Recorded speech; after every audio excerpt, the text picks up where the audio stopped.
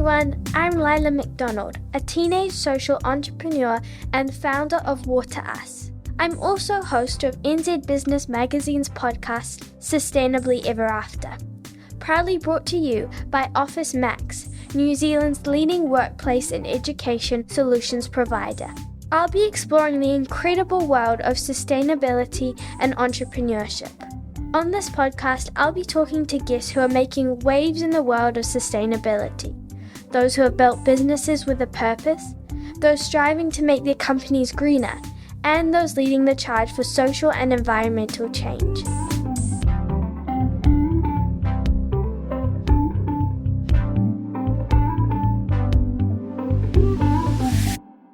This episode, I will be talking to Hayley Fraser-Mackenzie, the owner of Pacific Harvest, a New Zealand business selling edible seaweed. At Office Mags business accounts, pay less. Sign up at officemags.co.nz/payless. Let's get it done. T's and C's apply.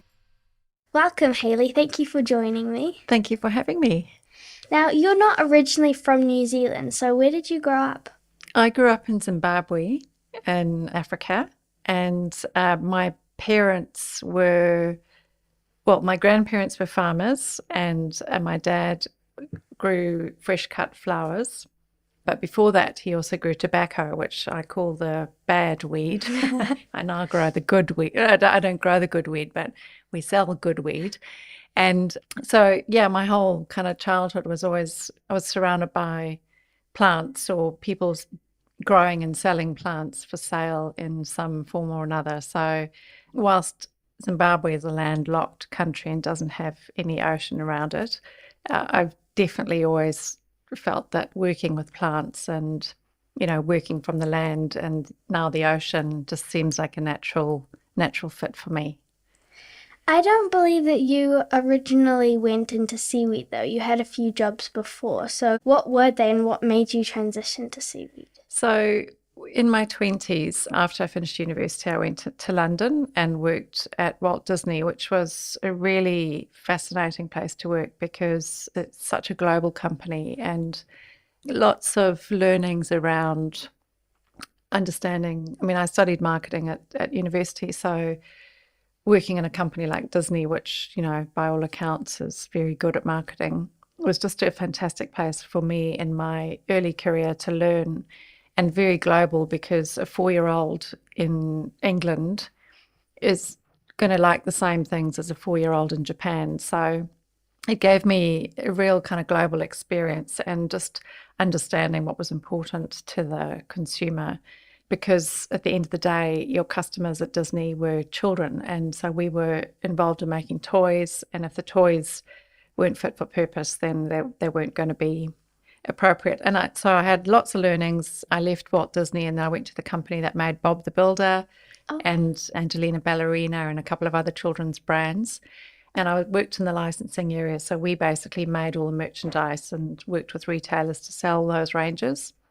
So I travelled extensively, had lots of really fantastic experience from a commercial perspective, but I just didn't really feel that it filled me on a personal level. And particularly after I had children, I just felt, it was all just very commercial and there wasn't a lot of purpose. For me personally, I didn't get the purpose of just flogging more product. So I've been sort of working in the area of and really learning as you go through. You learn all these new things about what makes you happy. And I know I really enjoy working, but I just felt I needed to do something that I was passionate about. If I was going to spend time away from my kids, it needed to be something that kind of filled my cup. And I really found a natural affinity to working with products that didn't leave a bad impact on the planet and that were naturally derived. So I started a little sleep shop, which my husband called an expensive training course, which is very offensive but quite true.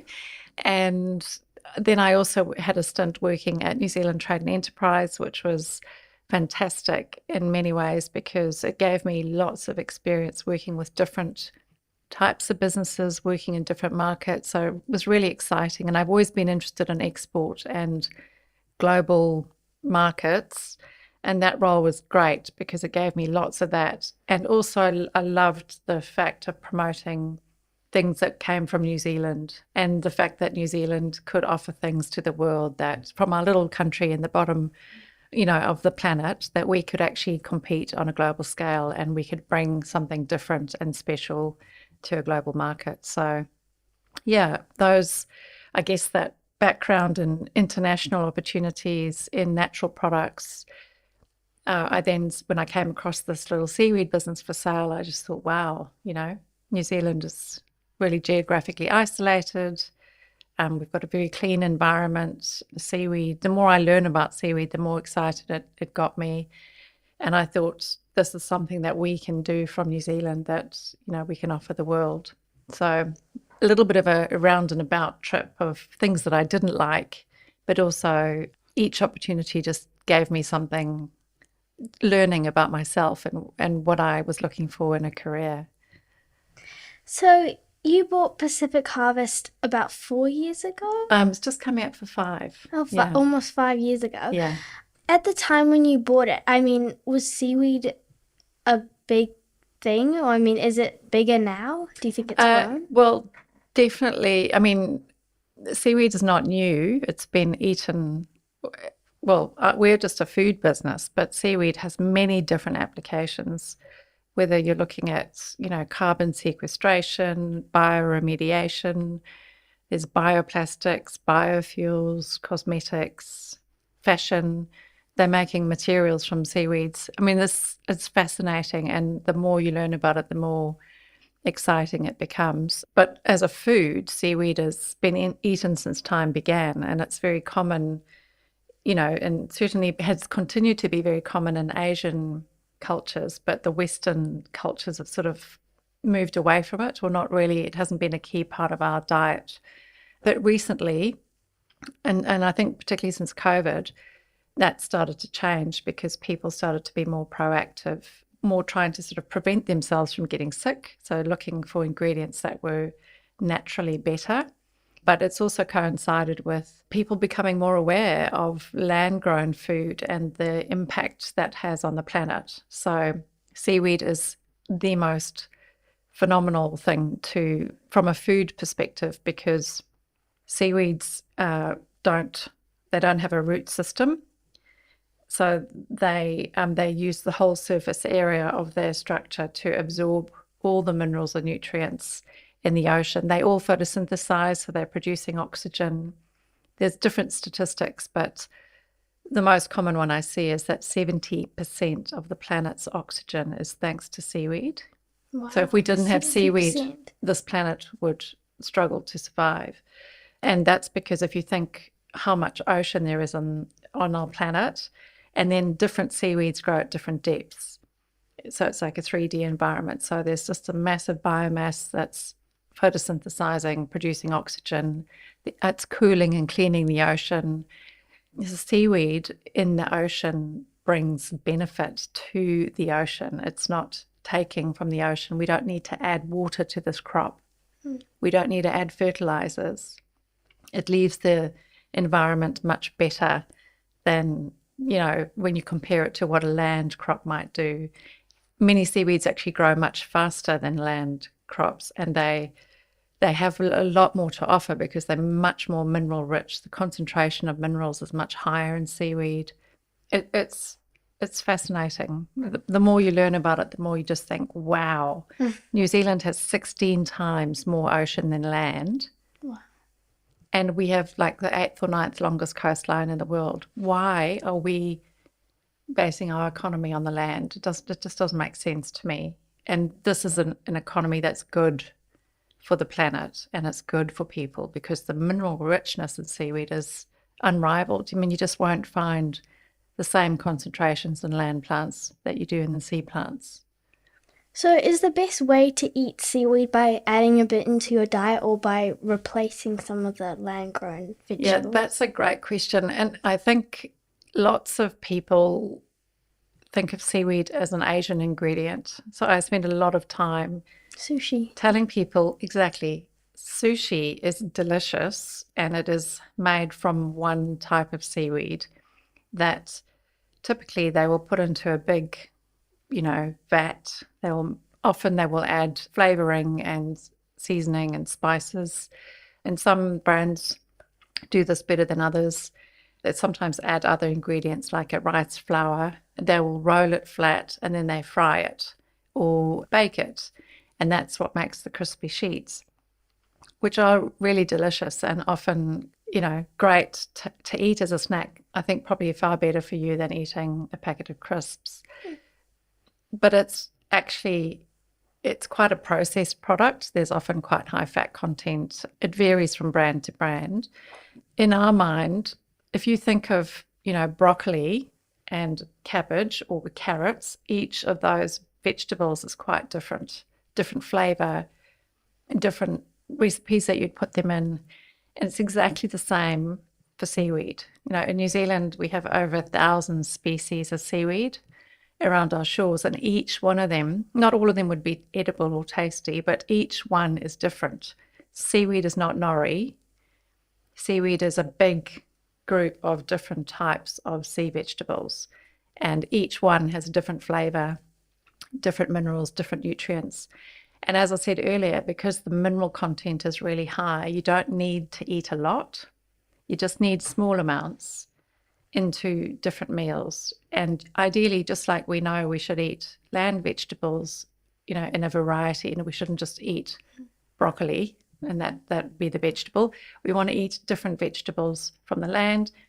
It's the same with sea vegetables because each one gives you something different from a flavor and a mineral perspective. So and the other thing with seaweed is they have, the 5 tastes: sweet, sour, salty, bitter, and umami.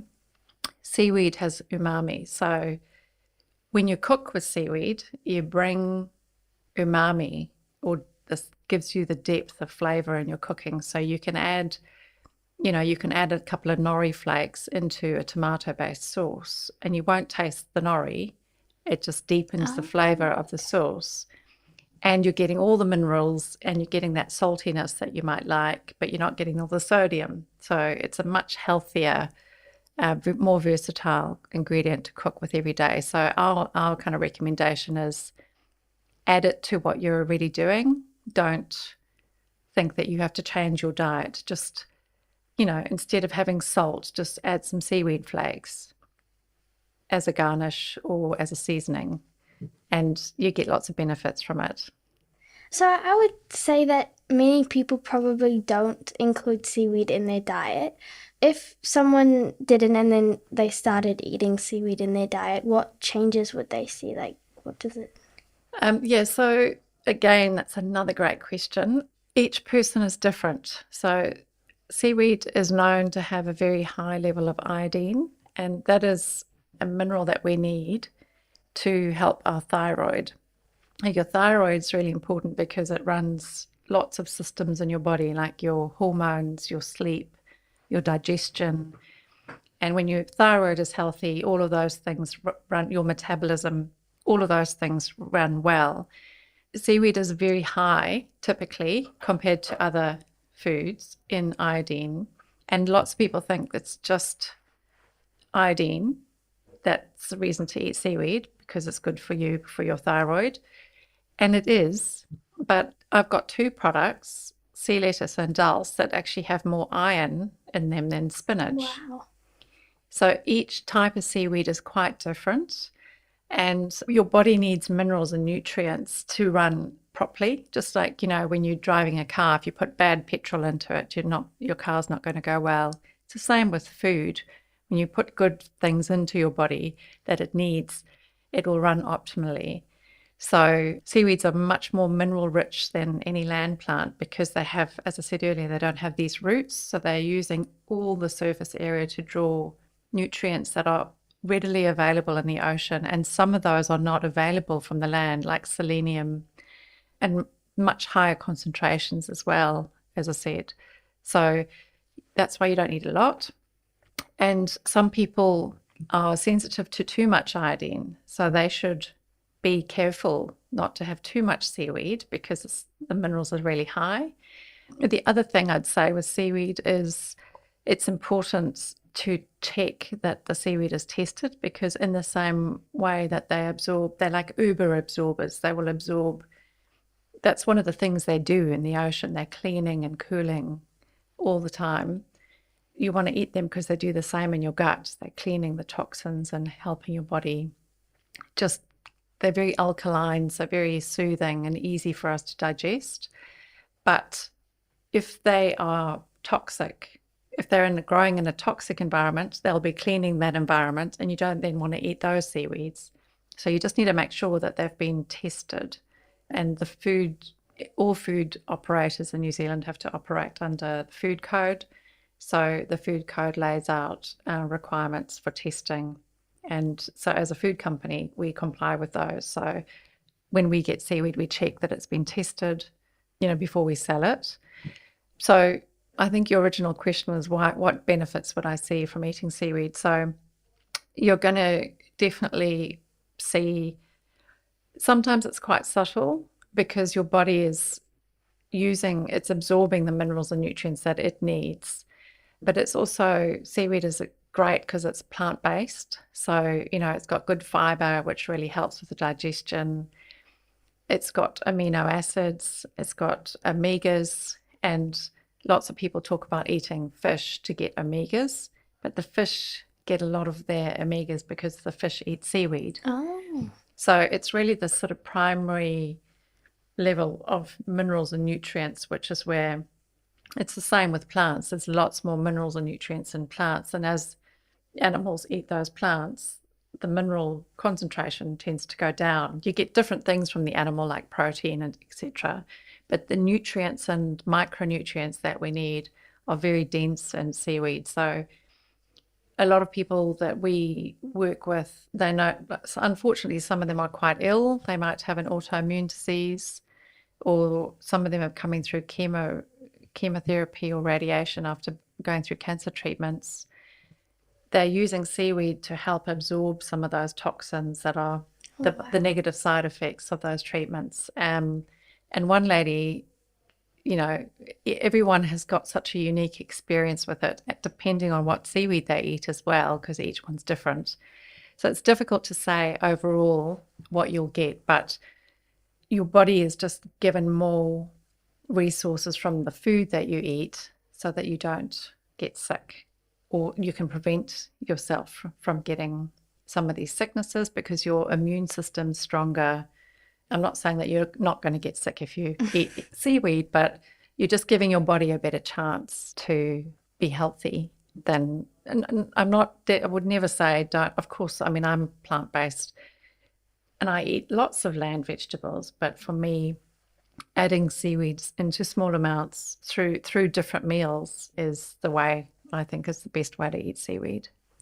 You mentioned before that you can't eat seaweed if it's come from, I guess, a polluted area because it will absorb it and be toxic. How do you test to know if you can eat it or not? Good question. We send it off to a lab, an independent lab who has, they've got all the equipment and the expertise to test it. And then they do the tests, they send us the results back. So far, I'm very pleased to say we've never had anything that was alarming because we're quite careful with who we work with. And Pacific Harvest has been harvesting seaweed for nearly, 23 years now. So we've got long-standing relationships with harvesters who we know are working in clean areas. And we don't source seaweeds from areas that we know have had contamination, like Fukushima, for example, in Japan. Lots of Japanese customers have said to me they don't want to eat anything that's come from that area because they know that seaweed will be absorbing all that radiation and they don't want to touch it. So we're very careful, and we've got long-standing relationships with harvesters that we know work in clean areas. So that's the first thing, and then the second thing is the testing. I think we're quite lucky in New Zealand to have most of our oceans and water are relatively clean, but is it a problem overseas for seaweed harvesters to find areas that are okay to? Yeah, seaweed can be grown, different species of seaweed can be grown in tanks. Some of them grow in, different parts of the ocean. Some need to grow in deeper waters where there's a stronger current. Some need to grow where there's kind of lots of tidal action and wave action, whereas other seaweeds prefer something a little bit calmer, more kind of a little bay somewhere. Different seaweeds grow at different depths. So I said earlier, they all have chlorophyll, so they all photosynthesize and produce oxygen. But depending on the pigment that they have and the light that they get from, it's different depending on the depth. So you'll get different species growing at different depths. And so I think the short story is, New Zealand has a very long coastline. Not all seaweeds will grow in the same place. So you almost need to look at what's growing there naturally to get a sense of what will work to grow there in the future. I think we do have a natural advantage in New Zealand because our ocean is relatively clean compared to many parts of the world. So that's why I get frustrated that this industry hasn't been promoted. I just see so much opportunity because we have unique growing environments that no country can compete with, because we have our environment is unique. We have a huge amount of biodiversity. There's 6 degrees difference in water temperature between the top of the North Island and the bottom of the South. That just brings a range of species that is enviable. And this is a crop that is wonderful to grow. It leaves the ocean better. So with respect to overseas, it's difficult to answer that question because each type of seaweed needs something different. Okay. And, there's one species, I don't know if you've read, there's a massive algal bloom which keeps hitting the coast, the kind of Central American coast. And that is being caused because of all the runoff that's coming from the land and fertilizers and pesticides that are applied to crops on the land, and all that runoff that comes down the rivers into the ocean. And certain types of seaweed love that because they want to suck up all of that toxin, and that creates an algal bloom, which then becomes a problem because it creates this big carpet which blocks out the light for all the species underneath. So you don't want to get to that situation, but that lots of people are trying to find ways of how they can get that particular species and create circular solutions to not just to remove it, but to create industry from it so that the removal of it can be funded by a commercial opportunity to keep paying to get it removed, and so so I think the last time I looked, they were looking at making building materials from this particular type of seaweed. So sometimes, what the seaweed is doing can create an opportunity, but for the most part, we definitely don't want to see that happening where the seaweed's getting out of control because the nitrates and the minerals that are coming in off the runoff is making the seaweed go, wow, and, just overtakes everything and then creates all these dead patches underneath where the light can't get through. Just to backtrack for a second, you mentioned, you were talking before about all the great minerals that seaweed has and how good it is for you. If you buy packaged seaweed that's been processed and fried, like you mentioned, does it still have all that good stuff? Yeah, I think it's worth always looking at the nutritional panel on the back. I'm biased, but I think seaweed is pretty incredible. I don't think you swap what we do for that. You eat a little bit of those and you eat some of our product and you eat some of other products. You're going to get a range of things. And I think, if you're eating seaweed snacks, I'm almost convinced, I don't have the data on this, but I think it's better than eating chips and eating a lot of sugary snacks. So personally, I think it is great to see those sorts of products around. What I would do is just check the nutritional panel and check that it's coming from a company that does test for contaminants as well, because that's the other thing. Seaweeds will absorb those toxins. So you just got to make sure it's a proper company. It's not just something there's so many good things that seaweed offers, it does have that aspect of sucking up the toxins, but that's also why you want to eat it, because it does that in your gut. It just makes sure it's come from a clean place, from a reputable company to start with, and that's incredible.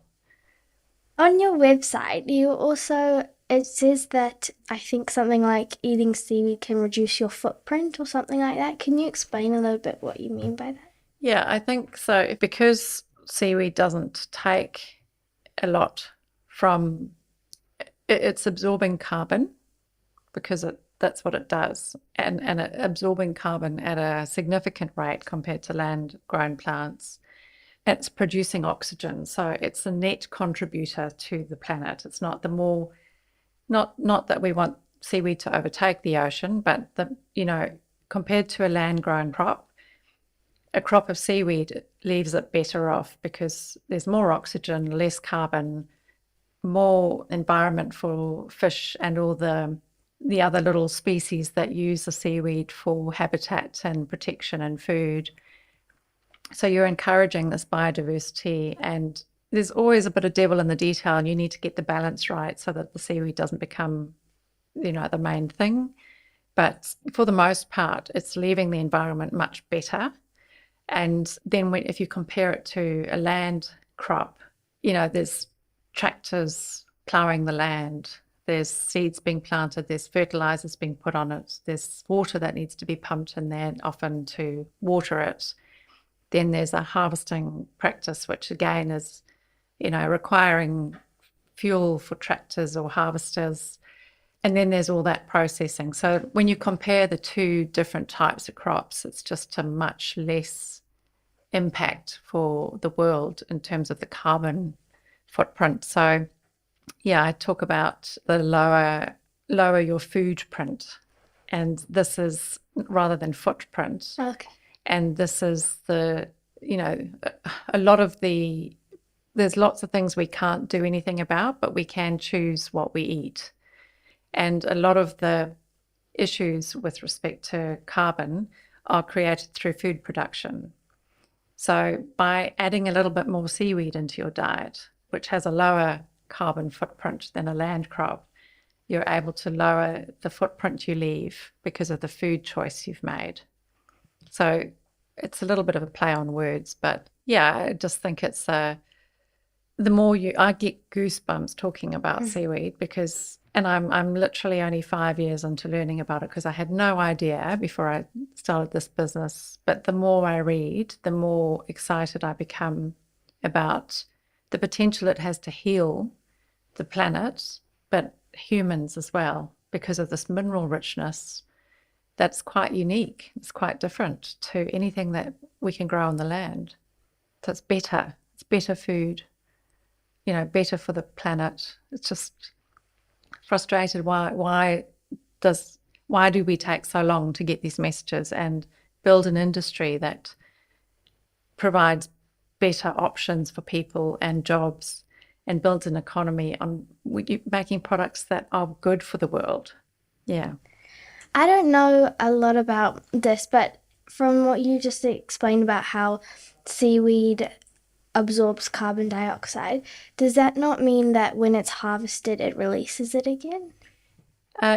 Well, there's quite a lot of science around how that all works. That is not if I'm honest, it's not my area of expertise, and I probably wouldn't do it justice explaining it, but everything is absorbing and releasing carbon. What can happen, there's some quite good illustrations that Harvard put out just showing what happens, with the life. So the seaweed's in the ocean, it's producing oxygen and absorbing carbon. And then at the end of its life, when it dies, it sinks to the bottom. And so you might have heard of seaweed being described as a carbon sink. So it will sink to the bottom of the ocean, and then it settles there. So it's holding the carbon and settling in the bottom of the ocean. There's quite a lot going on in this space, and there's some fascinating. I listened to a podcast the other day of a lady who just studies this. It's quite technical around the ocean holds carbon, but so does the seaweed. And, we're getting to a point where the ocean's quite full already and it can't take much more. So we need to do something different. So, we're still, unfortunately, as humans, we still need food and we still need to live and eat and have industry. It's about making choices to create better industry. That's what excites me about seaweed. That's all so interesting, but just going back a little bit to Pacific Harvest. Yeah. You're B Corp certified, I believe. Yes. What were the different criteria you had to meet to become certified? Yeah, so B Corp is a really big investment for particularly us. We're just a little business. But we found that when we looked at all the different areas that B Corp certification includes, we were doing a lot of it anyway, but it was just it helped us to formalize some of the processes around, particularly around, because we're such a little business, we didn't have written policies, or, we didn't have as much, we hadn't kind of had situations where we had to document things that maybe bigger companies might have had to do. So the B Corp certification looks at 5 different areas. Initially, I thought it was just really about environment, but it's about the governance of your business. So it says, you need to declare that you're here not just for profit, but your business is around a purpose. So our purpose is nourishing and restoring people and planet naturally. So, that's something that I want to get out of bed in the morning for. It's not just about the money. I need money to live, but actually I want to be part of making a better world, and that's what drives me. So, you've got to have that written into your statement about what your business means and what your business stands for, and design your business around that. And then you do look at the environmental aspects. And for any consumer goods company, that's a biggie because, we generate waste and packaging and things. So that's probably the most challenging area, but it's the one that we need to work on the most. But it also looks at the community. So that's our team. What sort of environment do we create? Are we a good place to work? Do we pay a living wage rather than the minimum wage? Do we have decent kind of humane policies? It's within our business, but also within the network of our suppliers. So I audit my suppliers to make sure that they're not using child labour, that they're not using slave labour, that they operate ethically and sustainably. With our harvesting practices, it's also really important to me that they're not harvesting seaweeds in a way that damages the ocean. So it needs to be a regenerative harvesting practice, so they're not leaving the environment worse than, when they started. Because seaweed is so important to the health of the planet. We can't take it and damage the planet in the process. So it's got to be a regenerative or sustainable practice. So, there's lots of different aspects to B Corp. And it gives you a framework, and someone independent comes in to, look at all that. You have to give evidence to say you do this or you don't do that. So I think from a consumer's perspective, it's fantastic because there's a lot of greenwashing around. And if you've got B Corp certification, it means someone independent who has a lot of knowledge, because B Corp's quite a big organisation globally now. They're coming in to look at your business, and they can also benchmark you against other businesses like you. It's also a wonderful community because the B Corp companies are really here to make a difference. So they tend to be a really helpful, welcoming, and they want to collaborate. They want to do things. You get more power when you work together. So it's a great initiative, and it is quite a lot of work, particularly for a little business, because we have to be able to measure our carbon. We have to, do a lot more reporting, but it keeps you focused on some of these topics because it's easy to get distracted in a business. Whereas if you've got your B Corp requirements, it's a discipline that you just build into your business, and it constantly gives you there's so many areas that you can be looking at to make improvements. So for me, it's made me think, which one will make the biggest impact? How do I lower my carbon footprint? for me, it would be ultimately to have all of our seaweeds being sourced locally rather than having to import them. But some species don't grow in New Zealand yet, or we haven't grown them in tanks yet. So we do import some seaweeds, but the B Corp process constantly gives me a roadmap on what I should be looking at next to improve from a kind of planetary perspective, and also from a human perspective. How do we treat people? Are we transparent with what we do and why we do it? All of those things are important for a B Corp company. Going back to the environmental aspect for a second, have you made any changes since you bought the business in packaging, manufacturing, transportation, anything like that to make the business more sustainable? Yes. So when we bought the business, there was a lot more plastic in the range. So we were really lucky. We had a packaging expert who helped us because it's quite technical. And seaweed is what they call hygroscopic. And that means that seaweed will absorb moisture. That's what it does in the ocean. But we're a food company, so our products have to be food safe. And when you have moisture in food, it creates mold and bacteria and problems. So we needed to find the right level of plastic that would protect the product, but also not have any unnecessary plastic. So we took all the zips out of our bags, the Ziplocs, because that in my mind is unnecessary. So we downgraded the total amount of plastic that we use, but we also changed it to a recyclable plastic. Okay. And we had to do that for Australia and New Zealand because they have we export to Australia and there's different specifications about what can be recycled, which is really frustrating. That's one thing we could easily make better if we could just get both countries, because Australia is one of our biggest export partners. So if we could align our recyclable kind of environment, it would make exporting much, much easier, because you don't have to have something that, you need to have something that works for both countries. We also changed our jars we now have aluminium lids and we've got a PET jar.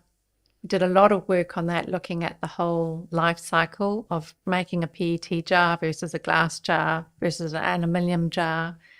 And there's lots, as we were talking about before we started this conversation, there's so many things to, making that jar, disposing of the jar, shipping of the jar. Glass is a much higher carbon footprint to ship because it's heavier. There's more health and safety as things to consider. If it breaks, lots more packaging required around it to protect it while it's being shipped. It looks beautiful, it feels beautiful, but actually for us, when we looked at the whole life cycle of our packaging, we opted to go for a recyclable jar with an aluminium lid. Is it perfect? No. Are we working on it? Yes. My dream would be, there are some companies overseas who are working on making plastics out of seaweed. Really? That is what I'd like to get to in the future. Amazing. Seaweed inside a seaweed. Yeah. But again, because we're a food company, we've just got to make sure we get that balance right between keeping it food safe, but also making it the very best option that we can afford. And the other thing is, at the end of the day, we've got to sell that product at a certain price. And if the packaging is so expensive, no one's going to buy the product. So getting that balance right is it's science, but it's also a bit of an art, which is quite tricky. And we have to keep re-looking at it because the technology is changing all the time. So even next week, we're looking at this again, and we keep looking at it every couple of months, going, what's changed? What could we do better? And that's the other thing that B Corp does, is it keeps you really focused on making improvements, so you get bigger scores and you kind of get competitive with yourself. So you mentioned that you import the seaweed to sell.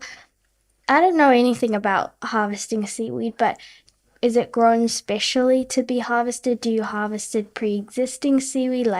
How does it work? Yeah, so there's two kind of broad categories. One is traditionally, and we still access a lot of this, wild harvested seaweed. So this is seaweed that's just growing naturally in the environment. And then in Asia, they've got a big industry where they actually farm it. So they're planting, essentially seed out on growing lines, or each species will grow quite slightly differently, but they're actually demarcating an area of the ocean or in tanks. They're growing seaweed, they're harvesting it. So it's very much a farmed product with human involvement in the growing process. It differs by species as to what we offer. In New Zealand, we don't have a very established farming industry yet.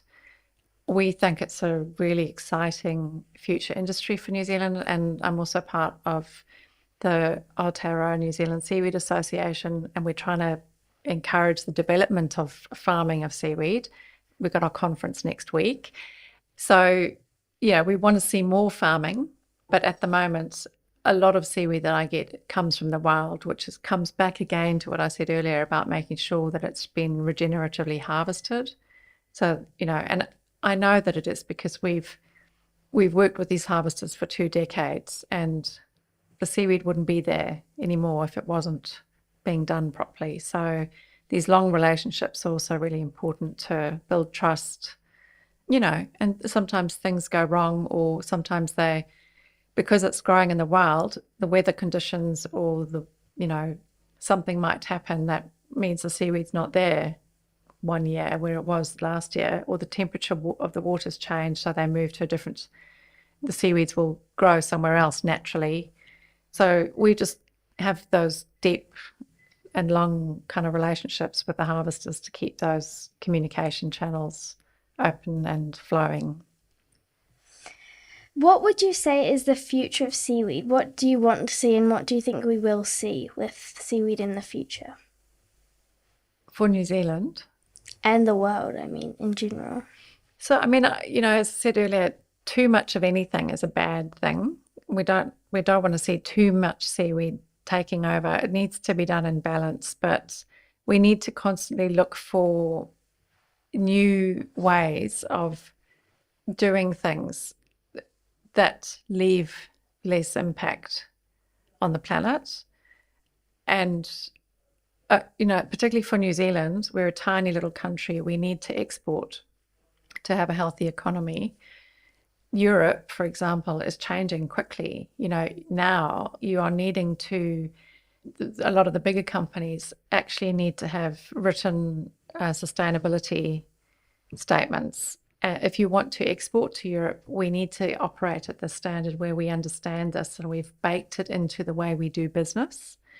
So for New Zealand, I would absolutely love to see the new industry emerging where we have not just one seaweed species that's if I'm just going to say kiwi fruit would be an example. We don't just export kiwi fruit, but kiwi fruit is probably our most well-known fruit globally. We might have some superstar species that we grow, but we don't just want to be growing one species. We want a range of species because, as I said earlier, each one is really different. So growing a range of different seaweeds. Obviously, we're a food business, so we want to see edible seaweeds or tasty seaweeds being grown. But there are lots of different, some seaweeds can be added to, there's one called Asparagopsis, and when you add it to cattle feed, it reduces the cows belching and Really? the like, and Wow. it will reduce methane emissions. Wow. Because that's it's soothing and healing the cow's digestion and making it less. So there's so much we don't know. I would love to see our science community in New Zealand talking to each other more and sharing and collaborating more so that we can fast track the knowledge of what our local species are and what we have in New Zealand that's unique and what the potential applications might be, because each seaweed can, has something different. Some of it, as I said, is for food. Some of it could be used for something else. There could be something in one particular species that's really good for Alzheimer's. There could be something that's really good for blood pressure in another species. So we just need more data. We need more connection. And we need to see more people farming seaweed, but also understanding what are we doing with the seaweed, which market is it going to, which industry is it going to, because it's such a big topic. You'll never, ever learn everything there is to learn about seaweed. It's fascinating. It sounds like it. You said before that you had kids. What legacy do you want to leave for your kids and for future generations? I think that's a large part of what attracted me to this business is, I think my kids probably roll their eyes at me because I speak about seaweed a lot. But to work, it's a real privilege to work on product that you feel proud of and that leaves the planet better. It's like, I feel I've worked my whole life and I've never had this. I get a physical reaction talking. I get goosebumps because I'm so in awe of what the healing, and that happens more and more because the more I learn, the more it happens. I've never had that reaction to a product. I'm a marketer, so I like product, but a product that does this for people and planet is quite unique. So it's really hard not to get excited about it. So on a personal level, it's quite selfish because I get a big kick out of it. But I also wanted to be involved in something like, I'm not nothing against the Disneys of the world, but that just kind of left me cold. It's just all about the money at the end of the day. I want to be involved in something that leaves the world better. And I can't do it by myself, but I want to be in a community. I want to be surrounding myself with people who think like that and who are invested in making those things happen. And that's, and I think because you're doing those things, you're happier. And that makes your kids happier as well. So everyone wins. Well, it's been fascinating talking to you today. Like, my mind is blown. I never knew so much about seaweed and what it can do. If the listeners want to find more about seaweed and Pacific Harvest, where can they look? Well, you can go to our website. Obviously, it's pacificharvest.co. We've got heaps of blog content on different aspects of seaweed, different species that we offer, the environmental aspects, some of the other questions that come up from time to time. We've also got over 100 recipes on how to add little bits of seaweed into things that you might already be eating. We've got, free recipe book download that people can have a look at and just get some inspiration. And as I said, we want to be eating lots of little bits of lots of different types of seaweed. The website's just a treasure trove of lots of information that's been built up over the last 20 years. Obviously, we're on socials as well, Instagram, Facebook, a little bit on YouTube. And I'm not very good with all of that stuff, but it's just, again, tiny little business and having all the resource to do that well is quite challenging sometimes. But there's a lot of cool content on the website, so that's a good place to start. Perfect. Thank you so much for coming in. Oh, it's a pleasure. I'd also like to thank everyone listening. That was Hayley Fraser-Mackenzie from Pacific Harvest, and I'm Lilah McDonald. A special thanks to sponsors of this podcast, Office Max, whose vision is to empower sustainable and successful workplaces. Learn more about how they can help your business at officemax.co.nz. Don't forget to subscribe to the podcast and stay tuned to nzbusiness.co.nz for more details on upcoming episodes and bonus podcast material. Let's make our world more sustainable, one story at a time. See you soon!